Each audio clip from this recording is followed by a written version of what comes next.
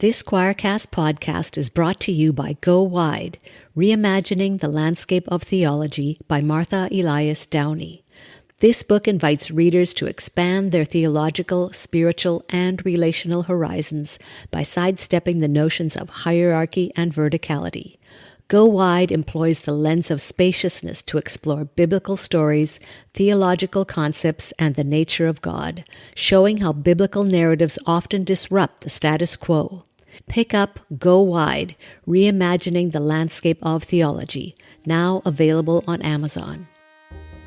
Liminal, a word 1,000 miles wide but small enough to fit into the present moment. It describes an in-between place. We live most of our lives within this space, not quite ever arriving at our idealistic final destination. We spend so much of our energies on our best impersonation of who we wish we were, until we can't. But in sneaks a dark night of the soul, or perhaps a mystical experience.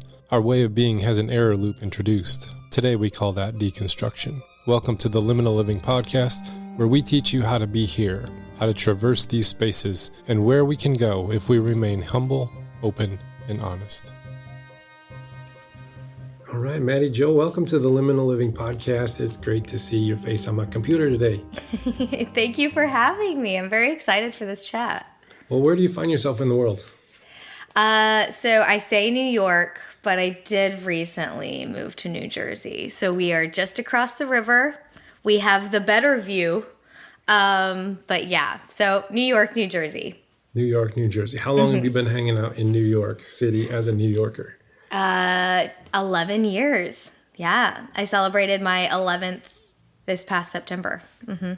Dang, 11 years in New York. Yeah. And where did you come from? I'm sure it was like a big shift to go to New York City, the largest city in the world, or one of them. But I had no training wheels for a big city at all. Like some people will go straight from their small town to like Chicago or Austin or Dallas or, like a little Atlanta. No, man, I just went straight for it from Branson, Missouri. So, I did go to college in Springfield, which was like 45 minutes north. But like even Springfield is like the third largest city in Missouri. So it's not like it's big, but it is where Chapel Roan is from, which is really fun that she's made it out and made like the Hot to Go video that was shot in Springfield, which is so fun. It definitely wasn't diverse by any stretch of the imagination. So I went straight from Springfield to New York City. Dang, now what brought you all the way out to New York City? Was it just the lure of big city life, or was it just longing for a change? Like, how'd you get there? Yeah, I'll try to make it brief, but the short version, honestly, is that it was a solid amount of ignorance, a lot of confidence, and a lot of just assuredness that that's exactly what I was supposed to do.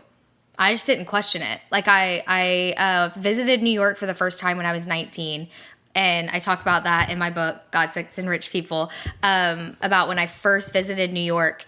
And again, I didn't have language for it at the time. I don't even think I could really say it was like, I just had this instinct or any of that language. It was just like a knowing. Like I visited New York for the first time and I was like, this is home. This is where I'm supposed to be. This is where I want to be. And so from that point forward, that was my 4-year plan in college. Like every spring break, I would go back to New York and I would visit and I would, make myself more familiar with it. I would make friends, connections, all of that. And I even got on like a 4-year financial plan for myself to move to New York. So I just knew. And I think like if I could describe what it was about New York is it was just everything the opposite of how I grew up.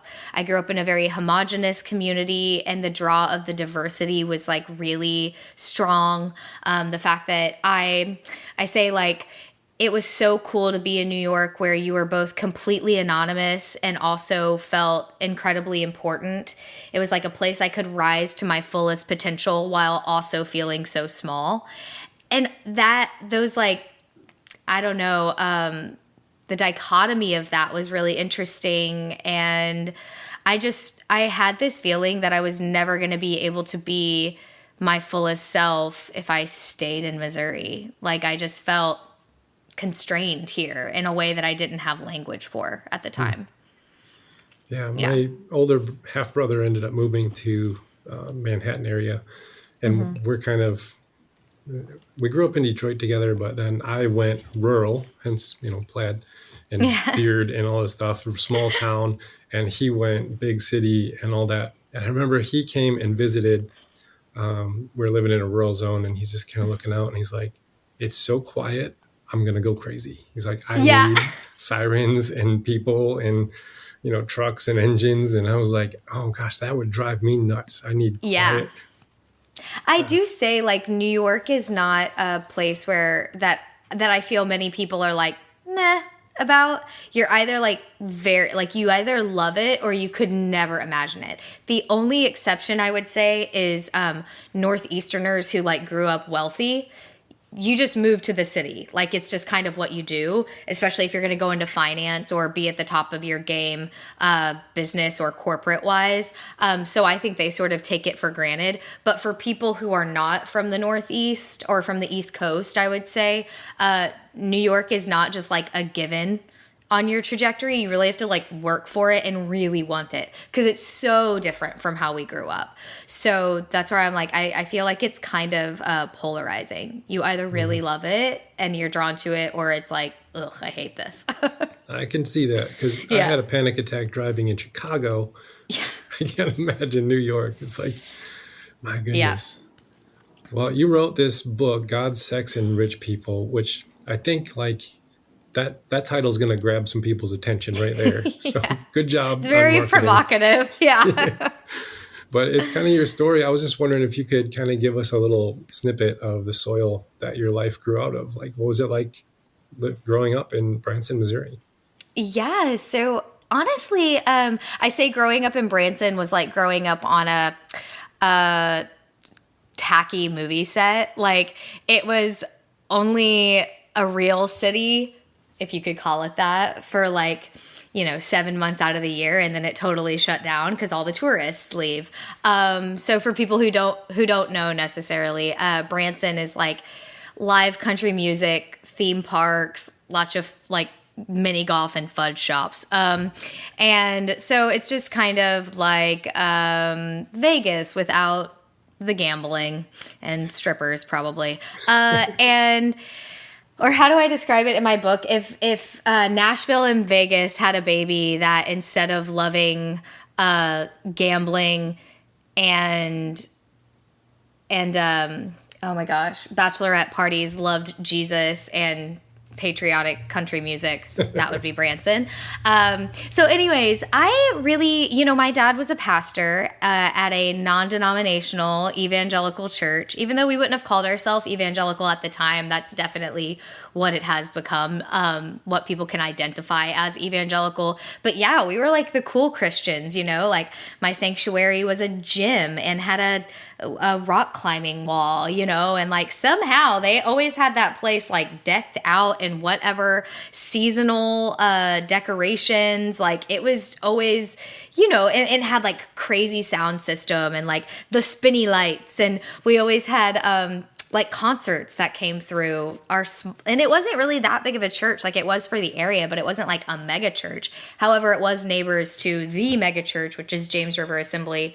You see a lot of memes about them with like what they've done at their like men's retreats and whatnot. But anyway, and home to Kanakuk Camps. Branson is home to Kanakuk Camps, which is, maybe you know it, maybe you don't, but has recently been in the news because so Kanakuk camps are like a Christian sports camp, and it's really, really popular, and like, millions of people send their kids here. It's a very big moneymaker, but they've been in the news in the last like 5 to 7 years about this predator that they were basically protecting, Pete Newman. So it's kind of just another, scandal in the evangelical church, and protecting abusers kind of thing. So anyway, all that to be said, I was sort of in a hotbed of what we know now as like Trump evangelicalism, and problematic evangelicalism. But when I was growing up in it, I actually like really loved it. And I feel like I had a very good, and like wholesome upbringing. Like I wasn't drinking in high school. I wasn't dating in high school, really. Like I wasn't having sex because I had a purity ring, and I was like serious about it. You know, I had a personal relationship with Jesus Christ. I was up every morning reading my Bible. Like I read the New Testament so many times throughout high school, because we would do like Bible reading challenges where we would finish like however many books in a month and whatever. I've read Proverbs more times than I can count because it's got 31 chapters, right? So you can read one a day. And so, yeah, and we were very like Bible based, which really just means that they encouraged us to read the Bible and follow the Bible, but really follow the translation of the Bible that our pastor told us to follow, right? But I had this like facade of my faith was really my own, and I was able to be a free thinker, and I didn't feel like as a teenager anything was forced on me. It felt like something I really chose. But, you know, looking back, it's like, well, there was a lot of peer pressure because where I grew up, like the sort of party culture wasn't really upheld as like the popular thing to do, having a purity ring, you know, being in the church and all of that was more popular. So yeah, I have mixed feelings about how I was raised. I think as many of us probably do, because I can recognize the good that it offered me, where I just got to be a kid when it was time to be a kid. And I made some of the best friends of my life in those years, and I'm still close to those girls. And I really feel like a lot of the adults in my life were so well-intentioned, and they did teach me a God of love and unconditional love. And it was I talk about this in my book. It was the place where I really learned to have a genuine connection with the divine. It was a place where I went through my first step program for recovering from an eating disorder. And I really felt like I had a spiritual connection and an understanding of my spirituality. I wasn't just like slinging my hormones all over football players like the normal teenager experience, right?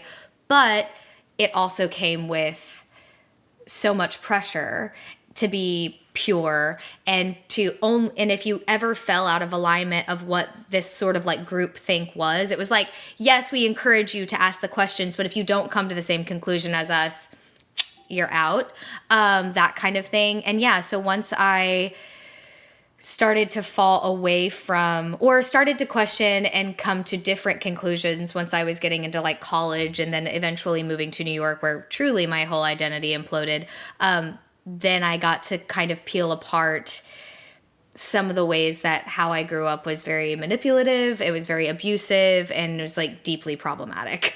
Mm-hmm. Yeah. I talked with David Gushee a little while ago, and he kind of has a problematic relationship with his evangelical upbringing, but he is also able to say that it provided like psychological and emotional stability at a time when he needed that like structure. And ooh, yeah, that's a good way to put it. Yeah. I'd never heard it that way before. And I was like, yeah, because it's really hard when you're like on the outside of evangelicalism, and you look back, it's just easy to just fling, the mud all over it and say the whole thing was horrible. So I love how you can reach back and pull out the good that it was. Yeah. I think that's really articulate what he said, because when you're a teenager, your life is so confusing. You feel like, sorry, I do have a cough, so I'll try to cover the mic. But life is so confusing. Your whole world feels like those 4 years. Your hormones are making you an insane person. And on top of that, your brain is not developed. So yeah, stability in community, assuredness, that's what I feel like church gave me, was like, if you do this, you get this. Right? But then you get out of it and you realize that's not necessarily true. And then you're like, wait, I based my whole life on this absolute truth. I think also that is a vulnerability that is preyed upon by the evangelical church. They kind of prey upon that teen or young adult need, or really anyone who is in a vulnerable place who needs that assuredness and stability. I always give the Jehovah's Witness organization as an example. At least in New York, it always feels like it's the minorities who are Jehovah's Witnesses. And I'm like, I really feel like they're preying upon vulnerable communities. And so, yes, it provides that, but I also think that's on purpose. Yeah, You know? I can see that. Like, it's kind of a both and. Yeah. And, if you look at like a recovering addict of some sort, they always lean on the conservative branding because it provides that structure and that framework that Yeah. they think is going to keep them in line because they don't trust themselves without it. Right. And then you get like that universalizing of that framework for everyone in all time. And this is God's capital T truth. And you get big problems real fast. Exactly. And I think that, and I talk about this in my book of like the difference between knowing and believing, right? It's like sort of like evangelical Christians and people who think you should only eat meat are like sort of the same brand of just grasping for control, right? Like if we can organize, because look, and I get it, like being a human is freaking scary. And so if you can, my boyfriend just got back home. If you can grasp at any sort of control or organizing yourself around like a touchstone of safety, of understanding, of being able to grasp certain ideas and make sense of them, of course you're going to do that. It makes us feel safe. But the truth is, nothing is within our control, and we actually know very little. So if you can sort of honor the fact that you believe something, but you don't know it to be true, well, then you don't have to insist everybody else believe it, right? But like evangelicals conflate the idea of knowing and believing just the same as people who, think you should only eat meat or should only do CrossFit or whatever, It's worked for them, so they think it must work for you, but that's just not how being human works. And I think ultimately, which we might get to this in the conversation, but I think ultimately that's why I don't ever see myself identifying as religious anymore, because I just do think religion on the whole is just an effort to understand something that we can't understand, which is the divine and the purpose of life. And just settling with like, I just don't know. I don't know what happens when we die. So I'm not going to claim to know. And I don't know if you have to be a Christian to go to heaven. I don't know. I don't know any of that. I don't think that's true, but I don't know. And just being humble enough to say, I don't know. I think that's scary for a lot of people. Yeah. I think like where religion is kind of gone off the rails is that like it tries to grasp hold of the metaphysical truth and say that we know exactly what it looks like on the other side of the veil. Like, I don't know if you had this growing up, but like, those people who died and went to heaven and came back, and now they're going to tell you exactly what it looks like and who's there and who's not and how it works. Heaven is for real. There. Was that the book with the little boy that died? Yeah. Yep. That was that. And even growing up, like watching that stuff, it's like they claim to have the metaphysical reality, capital T truth. This is like, you peel back the veil of the physical world, this is what it looks like. And recently I've gotten like new language for it. I'm like, are they really stuck in the Bronze Age? Like, like angels got swords, and that was like high-tech material back in the day. Like, did they just not technologically advance it? Or like, how's that work? I don't know. Or maybe they got like tanks, and I don't know. I don't know how that works. But like we claim to have this metaphysical understanding that I don't think we're supposed to be claiming. And I think what religion, like in its purest form, gives us like ways to approach the mystery of like not just giving you the assurance of this is what metaphysical reality looks like on the other side, and now go tell everyone about it and control them so that they end up in that same place that you will. But more of like, here's a way to approach this mystery of, I don't know what that looks like. I don't know how this works, but I know how we ought to be in the moment here. And so that's kind of what has come out. Have you seen that in like your upbringing? Like, oh yeah, here, we'll peel back the veil and show you exactly what it looks like. Yeah, it was all masked so beautifully, like masterfully. It's like the masterful masquerade of good intention and all of these sort of capital T truths of spreading the gospel, right? So spreading the gospel, even though at the end of the day, it's a pride thing, it's a prideful thing to believe that you possess the truth and therefore you need to share it with everyone. And if they don't hear this truth that you know you possess, they're going to go to hell. Like, that's what it is. But instead, what do we say? But I've experienced this life-changing power of the Lord Jesus Christ, and his love for me has truly transformed me from the inside out. And I want everyone in my life to experience this deep love, this deep transforming love, this grace that I'm undeserving of. And I just want everyone in my life to experience this. And that's why I spread the gospel, because I want them to know this love. That's how we present it, right? And it can look that way. But at the end of the day, if it's really love and it's really like this amazing, majestic love that's like radiating out of you, love doesn't have an agenda. So like, can't you just love that person without them being like a social experiment? Like, that's how I feel about missions work. I'm like, I mean, oh my God, like, because I've had friends who are like going to be missionaries in Romania. And I'm like, I literally dated a Romanian who was so religious. They're just not religious in the way that like American Christians are. Romania doesn't need American Christianity. Like, they're Orthodox, they're doing fine. But again, it's this pride of like, no, but I have the real experience of Jesus and I need to give that to others. It's like, I don't know why it has to have an end game if you're just loving people. Can't that be enough? I don't know. Yeah. It's kind of like, yeah. Anyway. I think we've like mixed up colonialism with evangelism, and like we mean one thing and we do the other. It's like, oops.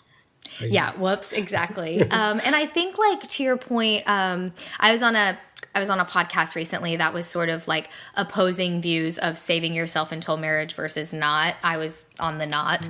And the woman I was speaking to was really saying like she feels like she truly made the choice to save herself on her own, and that it wasn't a shame-filled decision, yada, yada, yada. And I was like, well, yeah, if we could teach abstinence as a choice, as one of the choices, in an expansive set of choices of like how to protect yourself and how to have like an optimal sexual life, and not throw any shame or any trauma on it, I think that's absolutely fine. That's how I feel about religion. If religion is truly here to like uphold only good things, which is like community, to ask big questions and sort of explore without even really needing to know the answers, you know, to have solace in a very confusing, chaotic world, that's great. But unfortunately, it honestly hasn't been that since the establishment of the Catholic Church, because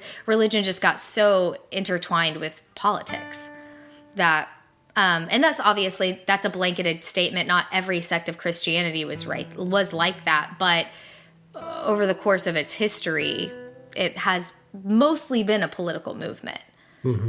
Yeah, even before the Roman takeover of kind of the whole Christian church, and you know, back in the 300s, you know, it still was mostly patriarchal. Even like the monastic traditions, you know, the Desert Fathers. Now we got to add the Desert Mothers in there because they did exist, but a lot of the traditions didn't look at you know, the Desert Mothers. But if you look at New Testament range, you know, in that first 100 years or so, or even less, you know, we have women teaching and women apostles and women leading churches and organizing things. They're not just, you know, baking lasagnas and stuff. Right. You know, they're like heading this thing up, and Paul is handing churches over to people like Lydia.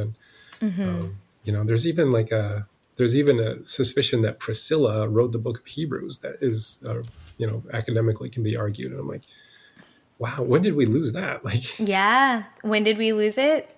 When they decided to canonize, and they left out anything that, I mean, I'm sure you know all of this, right? Like, and I have a bit in my book about this too. When I learned how the Bible came to be, I was like, what? It's like the Council of Nicaea got together. They were like, who is Jesus? Lots of people saying lots of different things. So then they just decided, okay, Christianity as an organization is going to believe in the Trinity, the Father, the Son, and the Holy Spirit. So we are only going to canonize books that support that view of Jesus. There were a lot of other books that didn't support the Trinity. Well, they, the Gnostic Gospels, they didn't even think he was fully human, right? Like, and they didn't include the Gospel of Mary and different things like that because, again, it was like patriarchal. So there were lots of efforts over the years with the Christian church to snuff out really strong female voices. Mm-hmm. Yeah. So you're growing up, pastor's kid, kind of a smallish town, tourist town, and you have like fond memories there was a healthy relationship there. When did it start to not make sense to you? Like maybe this isn't exactly everything I thought it was. When was a moment where you're just like, I wonder? Yeah, I have a chapter in my book called all caps, Everyone is Going to Hell. I saw that. And yeah. It started when I was 14 and I went to a theater camp in upstate New York, which is a whole story in and of itself. And I met gay people and I met non-Christian people / Jewish people for the first time. And I was like, they're all going to hell, These are like, it was the first time in my life I was meeting other theater kids, because in my world, I was too much. I was something else. And I was like, I think you guys are just boring. And then I went to theater camp and I was like, there's a whole bunch of us out here, my weirdo compadres. And so then I went back, but I went back to Missouri. I asked some questions to my pastors. They sort of gave me like, not really sufficient answers, just like, eventually if you bring them to church and they pray long enough, they won't be gay anymore, things like that. And I kind of tabled it because I didn't meet any other gay people for a while. But then as I continued in the theater community and then ended up going to college for theater, suddenly many of my friends were gay. And many of my friends who were gay were also raised Christian and and their faith was as important to them as it was to me. And I just saw how torn up they were over this identity issue. And I just thought, like, the God of love that I know would never do this to someone, would never, like, force them to choose. Like, it made me angry, the answers that pastors would give me, like, oh, someone can still be gay, they just, like, can't act on their gayness, right? And I'm like, okay, so because I was born being attracted to the opposite gender, I get to indulge in the beauty of love and partnership and relationship. And in fact, it is deeply supported in our societal threads. But because my friend was born attracted to another gender, they can't, like, or the same gender, they can't participate in any of that. And in fact, it is demonized so deeply that if they're public about it, they could die. Like that, I was like, that's not God. Why, if this God is so infinitely loving, why are the margins for accessing his love so narrow? And I saw, like, I had an uncle who was gay, and I talk about him in the book, is gay, and is in this, like, insanely loving long-term partnership. I think him and his partner have been together over 30 years at this point. And I'm just like, he has managed to do something that so many straight people can't even do, which is, like, be in a loving, monogamous partnership, and through so many hardships, like and also my uncle took his severely schizophrenic brother when their mom died, and nobody else in the family wanted the gig. My church going relatives, they were like, no, we're not going to take him on. And then without even thinking, Uncle Phil was like, of course I'll take Terry, like, of course. I just remember thinking, wow, but he's going to hell? Like, first he has to nix the butt sex and then he can go to heaven? Like, that's just not, it didn't compute for me. I was like, he's a better person than most of my relatives. So that's when it started.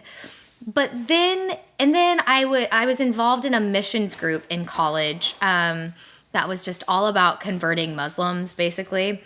And I befriended a Muslim woman as part of, like, All the details are in the book, but basically I was supposed to be doing these like outreach nights with my like house group, and I just thought they were so icky, and I was like, I'm not doing that.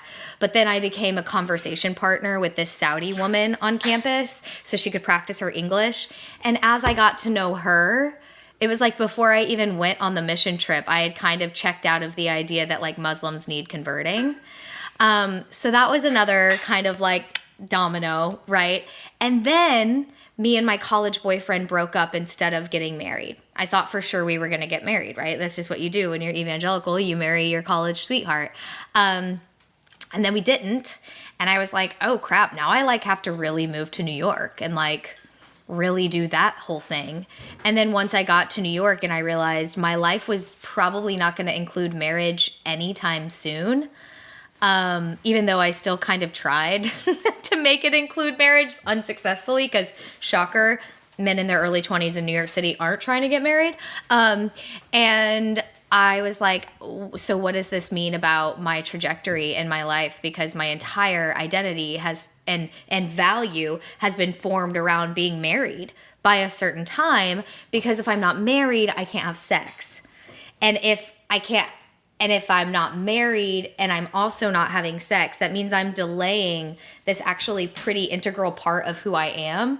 And I didn't want to deny that anymore. I had been very successful in the effort up until that point, and I was like, I don't want to wait another 10 years. It could, and in fact, 10 years later, I'm still not married. So I was right. I was like, I don't want to wait another 10 to 15 years just to have sex. And I don't want to orient my whole life around getting married. And that's when it all started to fall apart, of like, wow, I really have like just shaped my entire life, my entire value in the eyes of God, everything around this marriage and virginity thing.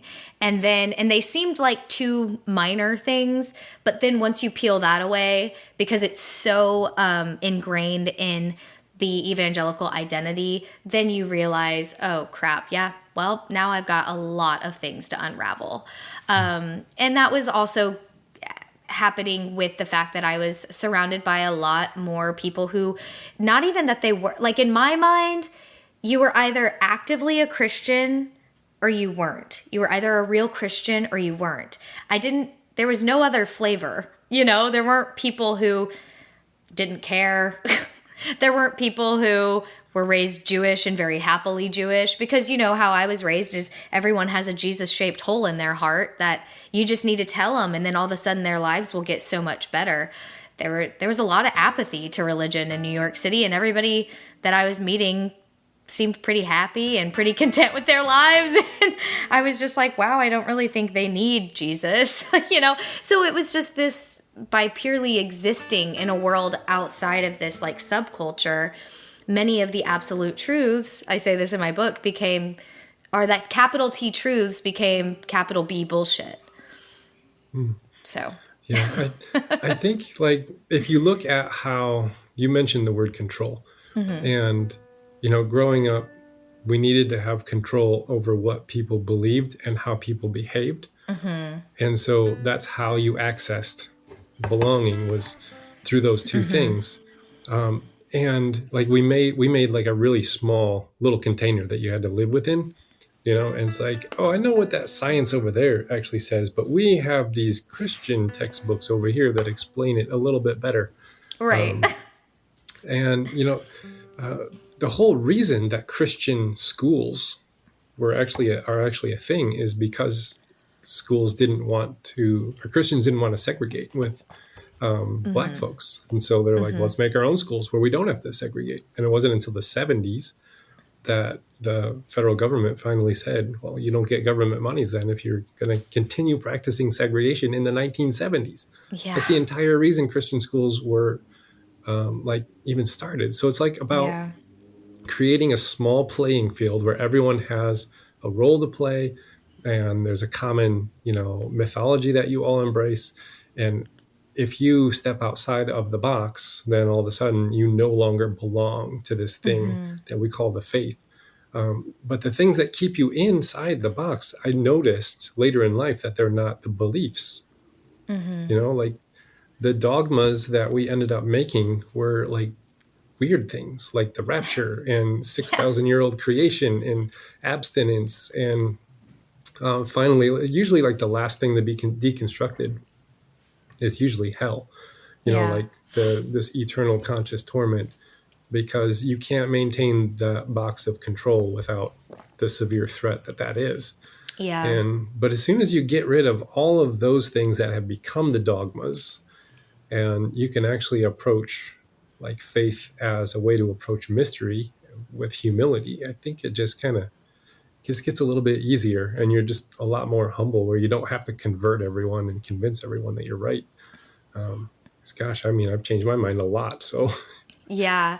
Well, and I think and I talk about that in my book, this idea of like being a casual Christian and having unwavering faith. And I think when you grow up in Christianity, like at least the way that I did, is you hear about all these people who are like soft Christians. They're not real Christians, right? Because they don't believe, they don't have what it takes basically to like hack it morally.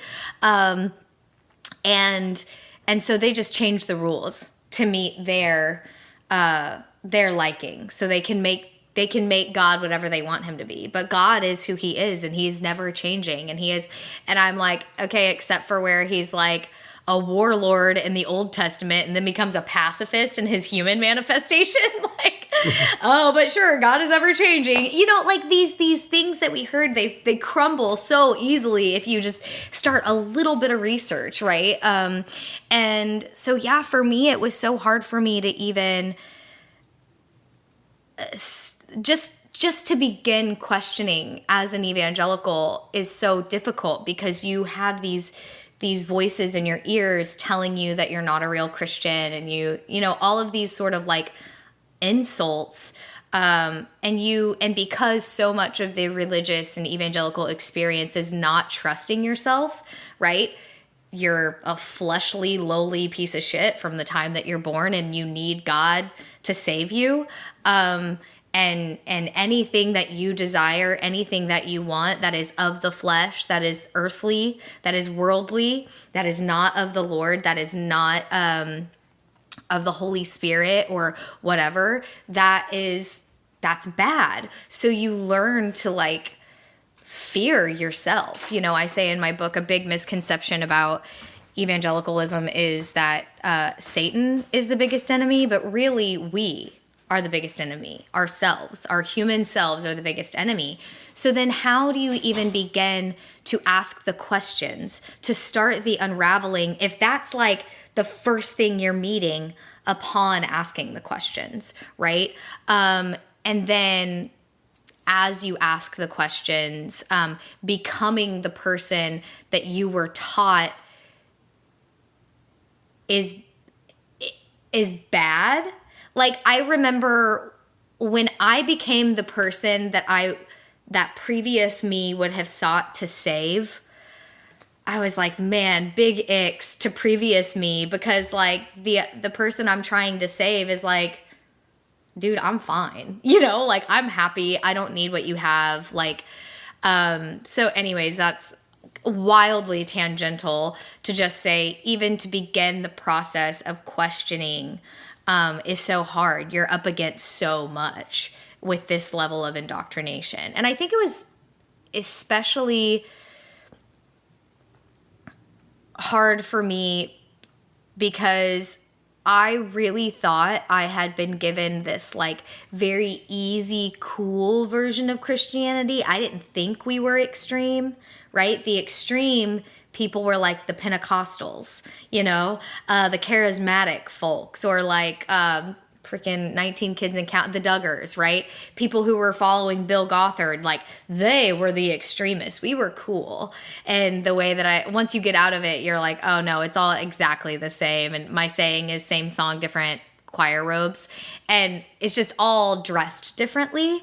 But yeah, going back to your point of like unwavering faith and always being sure, it's like that's just not even the human experience at all. You're constantly growing and changing at all times. So why wouldn't the God who created us accommodate and celebrate that? Didn't he make us this way? Why did he make us one way and then just say, nope, You all have to do this one exact thing. He made it so freaking hard. What is wrong with this guy?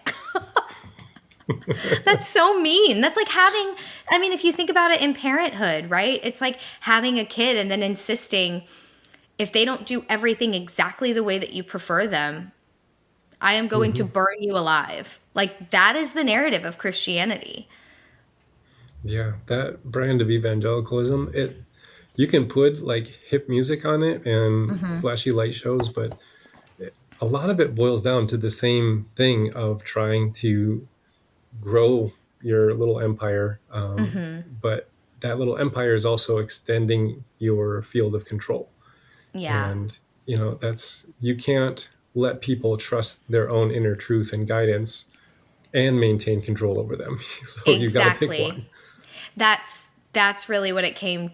I have a part in my book where I came to that realization of like, I thought this was all about love, right? Because going back to masterful manipulation, masquerading as love, I was like, I really thought I was doing all of this because of love, but actually it is incredibly driven by fear. And my roommate at the time, he's called Colin in the book. He's like, so you've figured out the, what did he say? The way of political and religious movements alike, the need for social and political control or something like that. And for the purposes, manipulation for the purposes of social control. That's what he said. And I was like, oh my God. And that's when I realized like, that's what this has all been about. And there were questions leading up to it, discoveries leading up to it. But I was like, yeah, wow, no, none of this has ever been about love. None of this has ever been about my relationship with God. It's always been about control. Yeah. Yeah. And that's the types of control. Like if you give someone a critical voice inside their head and then tell them that's God, like I think Hillary McBride said that. She's emphasizes, she said that's spiritual abuse. Yeah. But that's just basic evangelical doctrine is, you are a sinner and you are not worthy to be in God's presence at all because you're so filthy and nasty. But if you pray this prayer and, back it up with these actions, then you're in the club and you're good to go. Yeah. But you're never taught that trust in, like, it's straight out of the Gospel of John. Like, you don't need anyone to teach you because the Holy Spirit's going to lead you into all truth. It's like, man, I think we missed that part. Maybe we skipped over it. I don't know. Are you going through a faith transition? I can relate. And I've written a book to help us through this process. My name is Jackie Turner, and the book is called Tumbled People, Deconstructing and Reconstructing Your Faith. It walks us through the stages of faith development as well as offering practical spiritual practices you can try at home. Or you can do it in a group. It comes with journaling pages too, so you can write in it. And it's only $10 on Amazon. I hope you check it out and we can walk this journey together because there is hope after deconstruction. But you don't have access to the Holy Spirit unless you're a Christian. Yeah. Right? You're not allowed to trust yourself. Yeah, they rebrand all this shit. Yeah. They co-op it, right? Like that's what co-opt it. That's what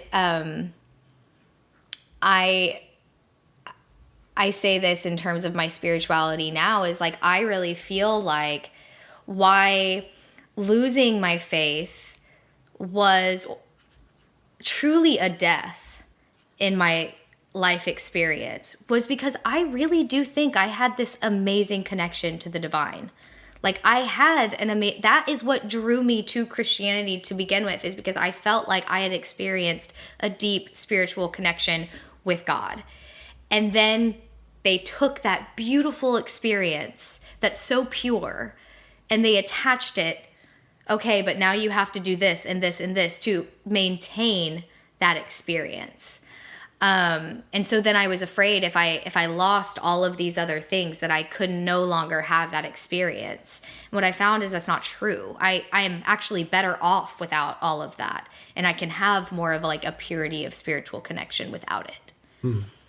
It's almost like they gave you heavy burdens to carry, but not lift a finger to help you carry them. Yeah. That's in the Bible somewhere, I think. Yeah. So, how did your family respond to you making these shifts spiritually? Like, how was their response, being deeply religious, you being in it, and now you leaving it? What did that look like? Yeah, so that is a question I get all the time. And I think people want there to be like some pretty like dramatic response. And actually, I feel very lucky in that it wasn't negative for the most part. And it's another reason why I continue to write and chat about all of this, because I feel like I have this privilege of support in my family that many people in my shoes do not have, like other folks deconstructing, especially given the fact that my dad was in ministry for most of my life. So basically what happened, and I believe this is all divine, right as I was going through my deconstruction, my dad was getting unjustifiably pushed out of our church that we'd been at for 15 years. And that man did everything to support that church, to keep it together, to see it through some really hard times. And they just, I think he felt very betrayed by people, like just betrayed. I think that's the word. And he tried to stay in ministry for a little bit longer at other churches. And finally, my mom, they were in a different phase of their life. All of us were out of the house now. They were moving on to having grandbabies. And my mom just said to my dad, like, I'm not doing this anymore. You've had a good run in ministry. I don't want you to work in ministry. She's like, I will support you in whatever this career shift looks like, but you got to pick something else because it's just too fragile. We're too old for this shit, basically. Like, you don't have any retirement. You don't have any, like, all of these things, and we're getting older. Like, we need to start thinking about this stuff. And she was like, and I want to travel. I don't want my Sundays to be occupied. Like, we don't have kids in the house anymore. Like, what are we doing, And so right around the time that I was starting to go through all of this, my dad left ministry, which was great in hindsight, because if he had stayed at the church in the level of success as the church was building its congregation and whatever, I think my father would have had to choose between supporting me and keeping his job. Because the church would have been like, hey, can you tell your daughter to pipe down? And that would have been totally against his moral compass, because he's always emboldened me to speak my mind and be who I am, right? So that would have been a really tough thing. And that would have made me feel horrible. Like, oh, I don't want to put my dad in that position. And then so I probably would have stopped writing, and then I wouldn't have a book out, And my father, in like a really beautiful way, sees what I do as ministry, because he's like, you help so many people heal because of your work. And that is ministry. That's how he looks at it. So he actually no longer, he works in education. He works for the Missouri After School Alliance, which is basically like a grant program, also subsidized, that helps after school programs expand so that they're like educational and they're taken care of, and so that working parents know their kids are taken care of in an educational and safe setting until at least 6 p.m. It's not just like kids running around doing nothing. It's like he's helping them do like career enrichment and things like that. And he loves his job and he's very good at it. So anyways, and then my mom, she never wanted to be a pastor's wife. Like that's something I talk about in my book. She's just not a traditional pastor's wife at all. So she really agreed with a lot of the stuff that I was saying. She was like, I just would have never said it out loud, and she never liked church people. She's a Christian, right? It's very important to her. Her faith is very important, but it's personal. She's not public about it. And my mom's very, very introverted. So she was very supportive. And then my sister, like my book is dedicated to my sister, and she was sort of the one who was the most deeply ingrained in all of it. And she was going through her version of deconstruction. My sister, who got married pretty young, she was married at 21, was going through some life things that were like forcing an evolution of sorts. And then my brother, he was kind of on the front lines of deconstructing, honestly. Like, he did it way before I did. He was sort of the OG, but he was so much older than me. He's like 10 years older than me. So as a unit, we were all sort of going through our own thing. And then 2016 happened. And then we were just like, well, now we really see, like, my parents, I think, would say what Mattie has been talking about is being brought to light, right? Like, she's not wrong. It sort of justified or validated, that's the right word, validated everything I was saying. So, like, for my book launch party, my dad was the moderator of the panel. Like, he's very supportive. My mom was there. She wouldn't have missed it for the world. I do think they theologically disagree with me on certain things. For sure, I know my dad does, but we don't get too in the weeds of that. I would love to get in the weeds with him on it. We just haven't really, like, had a chance to, because we're always talking, when we get together, we talk a lot about, like, social issues and things like that, and policies and politics, and so we don't actually get to, like, theology. And then for my mom, I think she just gets nervous that, like, because some of my writing is kind of sexually explicit, like, not in, like, a smut kind of way, but just, it probably makes people a little uncomfortable, you know? And I think she probably worries about that a bit, of like, oh my gosh, what do people think of them that their daughter is writing this kind of stuff? But on the whole, I think they're really supportive, and they are really proud of me. That's really beautiful. Yeah. I'm glad you had that experience. Yeah. So,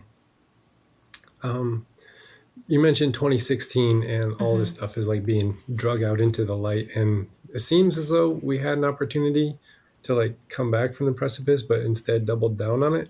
Yeah. Like, hardcore doubled down. Yeah. How do you see things playing out in the next couple of years with Christians and their relationship to this conservative Republican right? Like, from your vantage point, what do you see? I think that the Christian nationalists will continue to be what they are because they've always been this. Donald Trump just gave them a platform where they didn't have to cloak their positions with a veneer of love and political correctness or whatever. Now they just get to say what they want to say because whatever he's going to say is probably going to be worse, you know? So I actually think it's going to only get worse. I just think that the group is going to shrink because more people will, like, who want a positive religious experience they're no longer going to be comfortable sharing the pews with, like, conspiracy theorists, you know, with people who who believe the election was stolen, or, you know, they're just not going to be, or, you know, you're probably going to get a lot of moms who are not this, like, overturning Roe v. Wade, right? They're not pro all of this no access to birth control that Republicans are trying to push. Like, so I do think it's going to shrink. Unfortunately, I think if the media keeps giving them such a loud voice, it's going to make it worse. You know, it's kind of like agitating an already angry dog or something. You keep stoking the fire, it's gonna get worse. Like, I truly believe if journalists just stopped reporting on Donald Trump, just stopped, he would lose all of his influence. And he actually has no control over that. It's free press, right? They could all come together and be like, okay, we're gonna stop treating this presidential candidate like what he is, which is a reality TV star, and he would lose his ammo. Like, I know he has Truth Social and everything, but I think it would help. Yeah. So yeah, I actually don't think it's going to get any better, but I hope that it just gets smaller, that the group gets smaller. That being said, something that that really irks me about the evangelical church is that when like sex scandals, sexual abuse scandals come out, and they just sort of like have the pastor apologize and then move on. But as a church and as the church culture, they never take responsibility for what they've done to perfectly harvest the kind of predator or abuser that they made. Like, I believe that purity culture is an incubator for abusers. And they never take ownership for that. They just sort of say sorry. That's it. They're not like, oh, look, we recognize that we did this, this, and this that allowed this to happen. No, they're just like, oh, sin, sexual urges, and then apologize. I think similarly, society needs to recognize what they've done to incubate this kind of response from the electorate, because it's not just Christian nationalists who vote for Trump. Like, lots of young men vote for Trump, and non-college educated young men. And what is our education system doing to fail people who want to work in trades and give them a sense of pride in their work, instead of feeling like they're a failure and they can't provide because they decided not to go to college, and now they're in this cycle of poverty. And then, because there is a lot of research now about women are swinging more liberal, men are more conservative. And why is because, one of the reasons that social scientists are speculating is because our education system caters to little girls. Girls mature quicker than boys, right? Like, kindergarten is the new first grade. What is required academically of kids, boys are not catching up to. And so they're sort of set up to fail, and then they don't go to college, which is okay. College is not for everyone. College is also really expensive. So again, why are we not giving these people a way to like learn a trade and to like get a job that would bring them a lot of pride and would bring them a sense of purpose and would give them a chance to provide? If that's what it means to them to be a man, is to provide, we need to give that to them. Instead, I think we're hurting young women and young men in different ways. And I think it's manifesting in really disgusting displays of gender roles, I guess. It's a really complicated topic, but I do think that America needs to take a little bit more ownership for what they've done to get us here, for what it has done as a culture to get us here. Yeah. I can see that. I like your term there, incubator. Yeah. We've had all these things that have been incubating, and then it comes here. Yeah. Well, I've really enjoyed this conversation, Mattie. It's been really fun. Where do you want to send people to purchase your book? What's your preferred method? Yeah, so you can go to MattieJoCowsert.com, either / or / book, or if you just go to MattieJoCowsert.com, it'll be right there. And you can buy on Amazon, Barnes & Noble, anywhere online books are sold. If you want to order it at your local bookstore, you can tell your local bookstore to order it. You can tell your library to order it, because it is in some bookstores. I just don't know where. But if you really want them to carry it, you can tell them to order it, and then you can buy it from them. You can also buy it from me directly. If you want a signed copy, it's a little bit more expensive. It's $37 instead of $30, just to cover shipping. But also it's signed, so you can buy it directly from me, and then you can just message me on Instagram at MattieJoCowsert is my Instagram handle. So there are a few different ways, but follow me definitely on Instagram. There are always like announcements and everything there. And then also on my website, you can subscribe to get my email announcements. And there are things that you might miss because of the algorithm on Instagram that you won't miss if you subscribe. So, okay. Well, I will put those links in the comments so that it's easy and people can just click on it and go there. Awesome. Thank you. Yeah. Well, thank you so much for talking today. I had a lot of fun. Thank you. Me too. Thank you, Tom.